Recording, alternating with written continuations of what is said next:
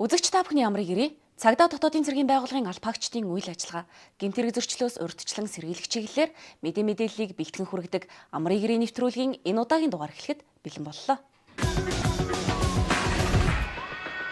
Цагдаагийн байгууллагт 2019 оноос хойш 14 аймгийн 27 суманд байрлах шашны хийдүүдэд хууль бусаар нэвтэрч түүх соёлын дурсгалт эд зүйлс, шашны эд зүйлс алдагдсан гэмт хэрэг бүртгэгдсэнийг илрүүллээ. Дээрх гэмт хэргийг бусадтай бүлэглэн үйлдсэн байж болзошгүй Иргэн Бэг энэ оны 4-р сарын 3-ны өдөр дайчлан баривчилж цагдан хорих таслан сэргийлэх арга хэмжээг авсан байна.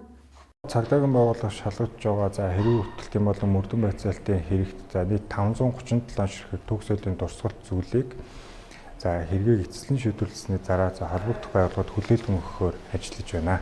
Сүүлийн жилүүдэд Монгол улсын хотод дэвсгэрээс түүх соёлын дурсгалт зүйлийг улсын хилээр хуулиар нэвтрүүлэх буюу эргүүлийн 18-ийн 5 дугаар зүйлийн 3 дахь хэсэг заасан гэмтэргийн шинжтэй үйлдэл бүртгэгдэх болсон. 2024 оны эхний 4 сарын байдлаар нийт 3 энэ төрлийн гэмт хэрэг бүртгэгдэж мөрдөн шалгах ажиллагаа явагдаж байна. Дээрх гэмт хэрэг нийт 206 ширхэг түүх соёлын дурсгал зүйл байж болзошгүй зүйлийг түр хураан авч мэргэжлийн байгууллагаар шинжилгээ хийхээр хөрвүүлсэн байна.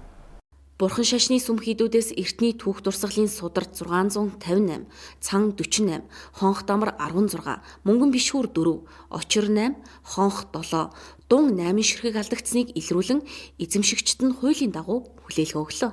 Гэмт хэрэг үйлдсэн байж болзошгүй этгээдүүд нь сүүлийн 3 жилийн хугацаанд соёлын өвийн эсрэг 32 гэмт хэргийг үйлдсэн талаараа мэдүүлсэн байна.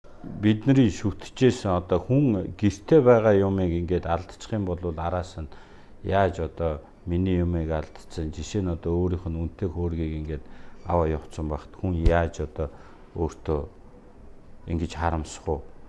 Яг тэрнтэй ижилхэн ард иргэдийн шүтжсэн өөрсдөө хэрглэжсэн, мөргөжсэн ийм сайхан бурхан шүтэн судраа ингээд алдчихлаар үлдэж байгаа нутгийн ард иргэч гэсэн миний нэг хөдөө явж байгаад эргээд ингээд юунд лугаа ороход хийдлүүгээ ороход миний мөргөдөг байсан бурхан маань байхгүй яасан чи гэдэг ингээд нутгийн лам нөгөө хийд хариуцчихсэн лам интерлуугаа ингээд байхгүй болцоо энэ авлагад алдсан гэхлээр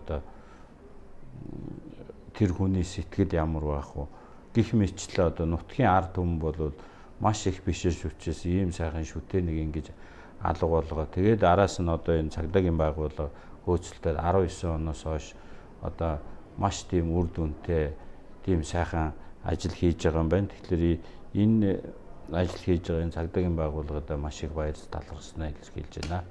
Хулгайд алдагдсан шашны эдүүлийн зүйлсийг зах худалдааны төвөдөд худалдан борлуулах болон улсын хилээр хууль бусаар гаргах гадаад улсын иргэдийн захиалгаар үйлдсэн байж болзошгүй тул шашны эдүүлийн зүйлс эртний эдлэл худалдан авдаг хэсэгт цагдаагийн байгууллагаас хяналт шалгалтын ажиллагааг явуулсан.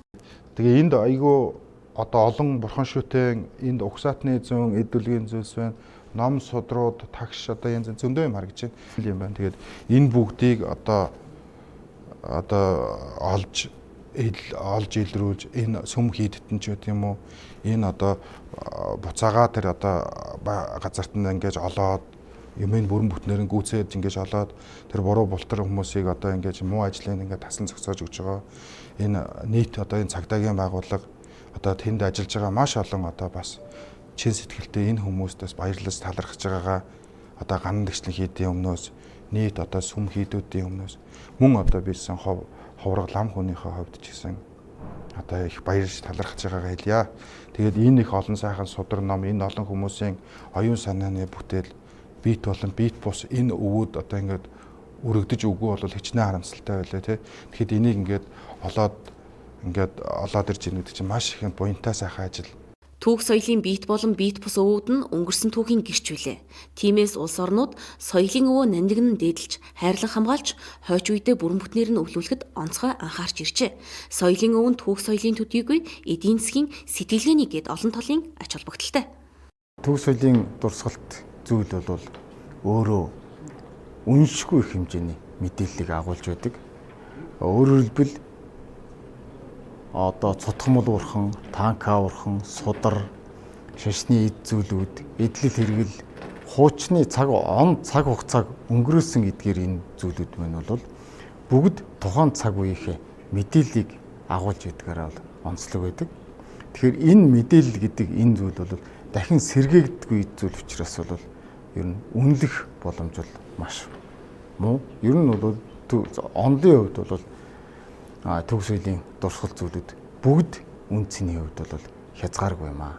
Аливаа нэг зүйлийг энэ хамгийн үнэтэй энэ гэж зэрэглэхээсээ илүү бүгд л мэдээллийн хувьд бол чухал ач холбогдолтой дахин давтагдчихгүй Монгол улсын Монгол ард түмний бидний өвөг дээдсийн хамгийн бусад улсаас бусдаас ялгарл болсон ийм оюун ухааны шилдэг өх дээж бүтээлүүд байдгиймаа гэдгийг бид бүхэн сайн ойлгох хэрэгтэй байна. Тэгээд энэ бүхнээ бол хамгийн түрүүнд сайн хадгалж хамгаалъя гэж бодож байгаа бол та гэртээ хадгалдаг бол хамгийн түрүү эхлээд бүртгүүлэх шаардлагатай. За шашны үйл ажиллагаа явуулдаг уламжилт мэдлэг арга ухаанаа өвлөн уламжлаа явж байгаа хүмүүс энэ өөртөө байж байгаа зүйлүүдээ бүртгэлээ сайн хийлгэж бүртгэлийн чинь цаана маш олон төрлийн баримтжуулалт, хэмжээ, цаг хугацаа, он цаг, тийм ээ, хэлбэр, хийц, жин бүх төрлийн мэдээллүүдийг хадгалж үлдэхээр бол хамгийн их онцлогтой байна.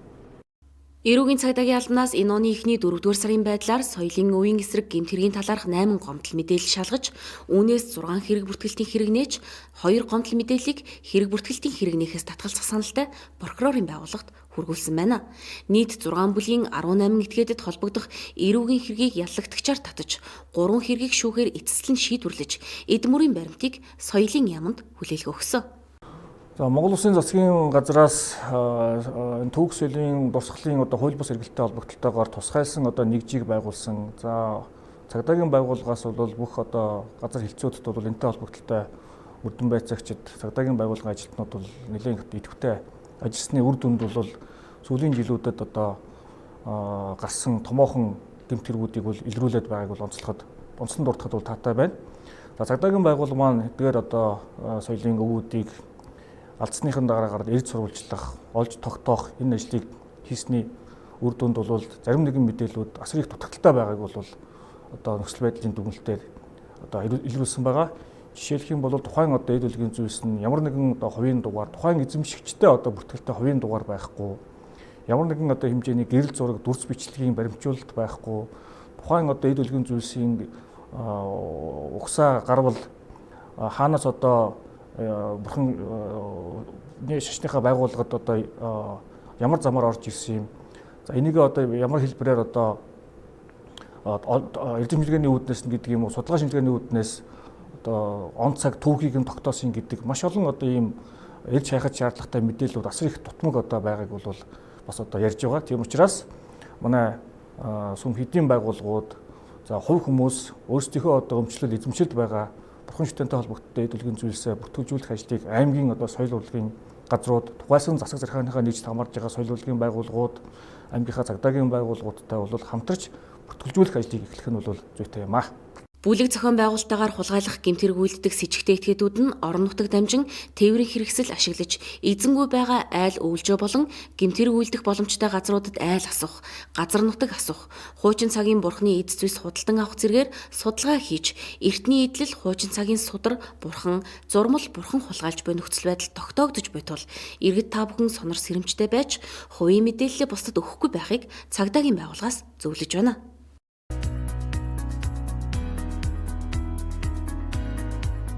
Үзэгч та бүхний амрыг ирээ. Энэ удаагийн ярилцах цагт бид экологийн цагдаагийн албаны урьдчилан сэргийлэх хамтын ажиллагааны хилцээний дарга цагдаагийн дэд хурандаа өсөх хоёрыг ураад байна. Таны өнөөдрийн мэндийг хүргэе. За та бүхний амрыг ирээ.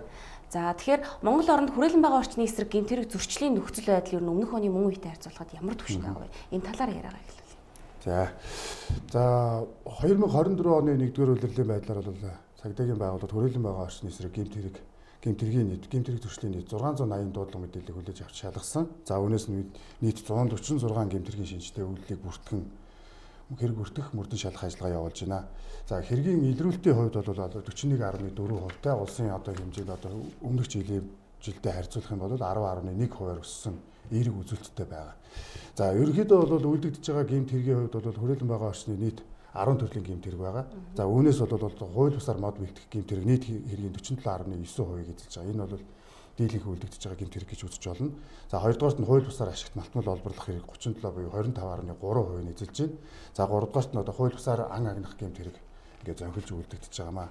За ерөнхийдөө бол одоо хүрээлэн байгаа орчны эсрэг гэмт хэрэг зөрчлийн одоо илрүүл шийдвэрлэлтийн асуудал яригдахын хажуугаар одоо хохирол нөхөн төлөвлөлт тийм байгаль экологид учирж байгаа хохирлыг нөхөн төлөвлөх нөхөн сэргээх ажлууд онцгой анхаарч ажиллаж байгаа. Энэ жилийн хувьд ч гэхгүй 22 экологийн цагдаагийн алба 2020 онд байгуулагдсанаас хойш нөхөн сэргээлтийг одоо төлхөө хийлгэе тий хохирлыг одоо дэргэд байгууллагад учирсан хохирлыг нөхөн төлөвлөе байгаль экологид учирсан хор хохирлыг арилгах тал дээр онцгой анхаарч ажиллаж байгаа.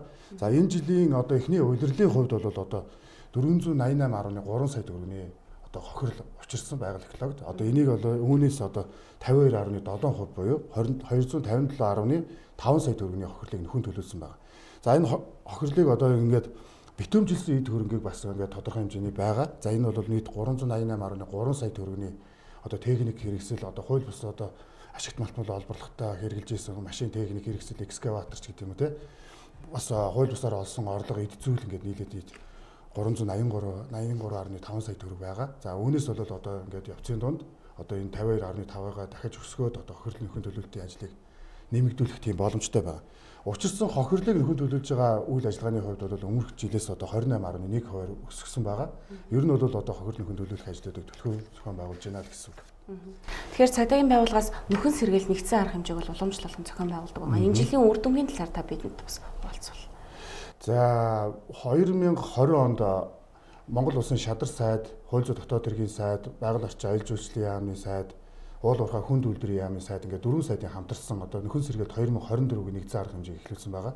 За дээрх арга хэмжээний хүрээнд одоо улсын хэмжээнд одоо хүрээл одоо уул уурхай ашиглалтын улмаас одоо эвдэгдэж орхигдсон 27 мянган га 27.8 мянган га талбайг тогтоосон байна. За энийг нөхөн сэргээх шаардлагатай байна. Энэ 4 жилийн хугацаанд үүнээс яг 8 мянган га ямар нэгэн эзэн тодорхойгүй бас 8 мянган га талбайг одоо ямар одоо нэг нөхөн сэргээлтийн ажлыг улсын хэмжээнд зохион байгуулъя гэсэн төлөвлөгөө гаргаад ингээд ажиллаж байгаа.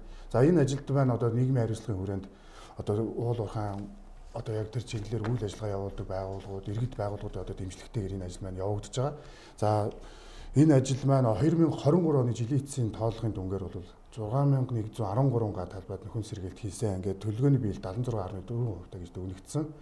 За түүнээс хойш бол нэлээдгүй ажил арга хэмжээнүүд хийгдсэн. Сая одоо 1-р улирлын ажил одоо 2-р улирал эхний хагас жилд гэхэд ерөнхийдөө 8 мянган га талбайд одоо биологийн болон техникийн нөхөн сэргээлтүүдээ хийж зохион байгуулна гэсэн ерөнхий төлөвлөгөөтэй байгаа.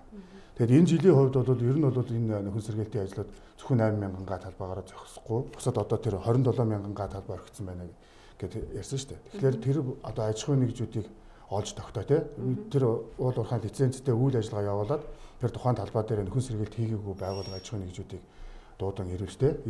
Шаардлагатай аж ахуйн нэгжүүдэд эрүүгийн хариуцлага хүлээлгэх, зөрчлийн хариуцлага хүлээлгэх, одоо нөхөн сэргээлтийн нөхөж хийлгүүлэх тэр ажлуудыг бол тогтмол зохион байгуулж байгаа.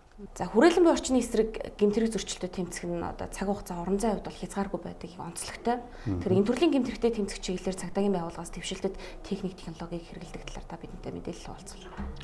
За хүрээлэн байгаа орчны эсрэг гэмтрэг ялангуяа нөгөө одоо уул уурхай тэр хууль бусаар мод бэлтгэх гэмтрэгүүд бол яг л одоо айн гүндтэй хүний хөрөхэд хэцүү одоо цагдаагийн албаагч нар одоо машин техниктэй явж байгаа ч гэсэн тэр нь уулын мухарт гэдэг юм те машин техник одоо хүн хүч очиход бас хүндрэлтэй газруудад ерөөхдөө үйлдэгддэг.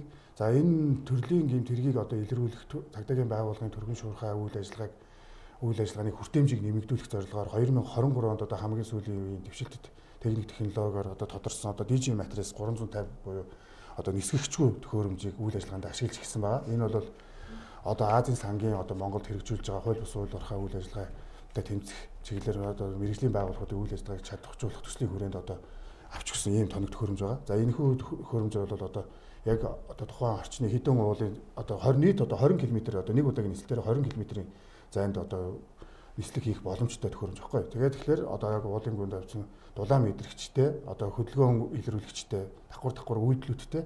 За тэгээд энэгээрээ бол одоо хууль бус одоо ууланд үлдэгдэж байгаа одоо тий ууланд хууль бус ан гэдэг юм уу хууль бус мод бэлтгэл гэдэг юм уу тий тогтоосон цэгээс одоо давуулаад үйл ажиллагаа явуулж байгаа хууль бус үйлдэлүүдийг илэрхийлэхэд бол нэлээдгүй ингээд давуу талтай болгож байгаа.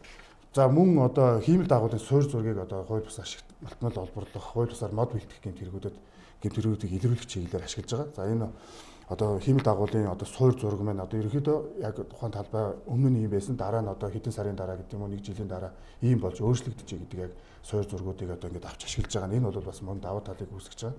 За хууль бусаар мод бэлтгэх гэмт хэрэгтэй тэмцэх урьдчилан сэргийлэх чиглэлээр бол одоо Wood Watcher гэдэг одоо нэг интернет орчин заавал шаардлагагүйгээр орчин бус газар одоо ингээд тээврийн хэсэлтээр ачигдсан одоо задгаа талбай дээр модоо бэлтгэгдсэн байхад нь одоо газар эзлэхүүний хэмжээнийг тогтоох бүрэн боломжтой ийм технологиг бас ашиглаж байгаа. Энэ бол одоо тухайн модыг одоо буулгаж одоо хэмжилт хийх одоо тэр албаагчийн үйл ажиллагааг одоо хөнгөвчилж байгаагаараа одоо ерөнхийдөө хууль бус мод бэлтгэлийн одоо гэмт хэрэгүүд ерөнхийдөө илрүүлэх нөхцөл байдал нэлээд давуу талыг үүсгэж байгаа гэсэн тийм мэдээлэл байна.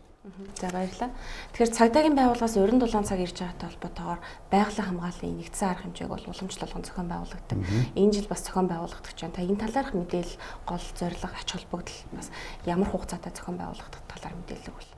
За байгалийн хамгааллын арга хэмжээ бол цагдаагийн байгууллага Монгол улсад гэмт хэрэгээс урьдчилан сэргийлэх ажлыг зохицуулах улсын зөвлөлөөс одоо жил болгон хамтран уламжил болгон зохион байгуулж ирсэн арга хэмжээ одоо бараг 10-ад жил болж байна. За 2020 оноос хойш экологийн цагдаагийн алба байгуулагдаад байгалийн хамгааллын нэгдсэн арга хэмжээг яг өдөртөн зохион байгуулах үндсэн чиг үүрэгтэйгээр ажиллаж байгаа. За энэ оны хувьд бол үндсэн байгалийн хамгааллын уриалгыг бид дэвшүүлээд байгалийн хамгаалахад одоо иргэд байгууллагын оролцоо, иргэн хуулийн этгээд ямар үүрэг оролцоотой байхын одоо байгалийн хамгаалахад иргэн бүрийн оролцоо чухал юм а гэдгийг илүү төлхөө харуулсан контент үйлдвэрлэх, мэдээж хяналт шалгалтын ажлуудыг эрчимжүүлэх ажлуудыг зохион байгуулахаар төлөвлөсөн байгаа. Тэгэхээр яг ямар төрлийн гэмт хэрэг зөрчилдөр илүү их онцгойлон анхаарч байгаа энэ хүрээнд энэ жилийн үед? За энэ оны байгалийн хамгааллын нэгдсэн арга хэмжээний хүрээнд бол ерөнхий байгаль хамгааллын хүн бүр байгаль хамгаалагч юм а тий. Өмнөх жил бол хүн бүр байгаль хамгаалагч урейтайгаар явсан. Энэ жил бол бид хүн бүр байгаль хамгаалагч байгалийн хамгаалаа гэдгийг байгалийн хамгаалаа гэдэгт иргэн бүр оролцоотой юм а. Иргэн аж ахуйн нэгжүүд ямар үүрэг оролцоотой байхын одоо улсын Монгол улсад гэмт хэрэгээс урьдчилан сэргийлэх ажлыг зохицуулах зөвлөл, нийслэлийн гэмт хэрэгээс урьдчилан сэргийлэх ажлыг зохицуулах салбар зөвлөлтөй хамтраад нийслэлийн иргэд одоо ямар үүрэг оролцоотой байх юм. Орон нутгийн иргэд яг нохой орон нутгтаа ямар үүрэг оролцоотой байх юм гэдэг юм те. Тэгээд иргэдээс одоо цагдаагийн байгууллагад одоо мэдээллийг түргэн шуурхаа ирүүлэх, хамтарч ажиллах тал дээр төлхөө анхаарч байгаа. Тэгээ аяны хүрээнд бол орон нутагт яг 21 аймаг Улаанбаатар хотын одоо бүх дүүргүүдэд нэгдсэн хяналт шалгалтыг бол одоо онцлог яг 3 хэрэг байна гэж түр ярьсан шүү дээ. Хууль бусаар мод бэлтгэх, хууль бусаар ашигт малтмлыг олборлох, хууль бусаар ан агнуур хийх те. Энэ төрлийн 3 төрлийн гэмт хэрэгээс одоо яг урьдчилан сэргийлэх хяналт шалгалтуудыг эрчимжүүлнэ. Одоо эх 7 хоногт бол Ховд аймагт бол бүсийн одоо чуулга уулзалтыг бас ингээд зохион байгуулах гэж байгаа. Энэ дээр бол бас Баруун аймагаас одоо хууль бусаар ан агнах гэмт хэргийн одоо нэг юу одоо ангийн хууль бус ангийн эд хэрэгтэн гэдэг юм те тээвэрлэх гэмт хэрэгүүд нэлээдгүй бүртгэгддэг. Тэгэхээр тэр гэмт хэрэгээс урьдчилан сэргийлэх чиглэлээр бүсийн хэмжээнд юунд анхаарахын орон нутгийн иргэдтэй бас хамтран зөвлөгөө зохион байгуулах ажлыг төлөвлөсөн байна. Тэгэхээр байгалийн хамгааллын аян эхэлж байгаатай холбоотойгоор та иргэдэд бас сэрэмжлүүлэг мэдээлэл уриалгыг хүргүүл. За хамгийн эцэст нь хэлэхэд байгаль дэлхийгээ хайрлах нь одоо иргэн бүрийн журам төвөрөг байдаг. Тэгэхээр иргэн бүр одоо байгаль дэлхийгээ хайрлах үйлсэд хувь нэмрээ оруулаарай. Өчүүхэн ч гэсэн одоо жижиг зүйл шаардлага тавина гэдэг нь одоо усаа хэмнэхээс өксүүлээд одоо шүдэ угаахтай хүртэл усаа хэмнэхээс өксүүлээд нэг жижиг зүйл нь одоо байгальд эрэг нөлөө үзүүлж яадаг. Тэгэхээр иргэн бүр байгаль хамгаалагч шүү та бүхэн байгаль хамгаалах аянд идэвхтэй оролцоорой гэж уриалмаар байна. За баярлалаа.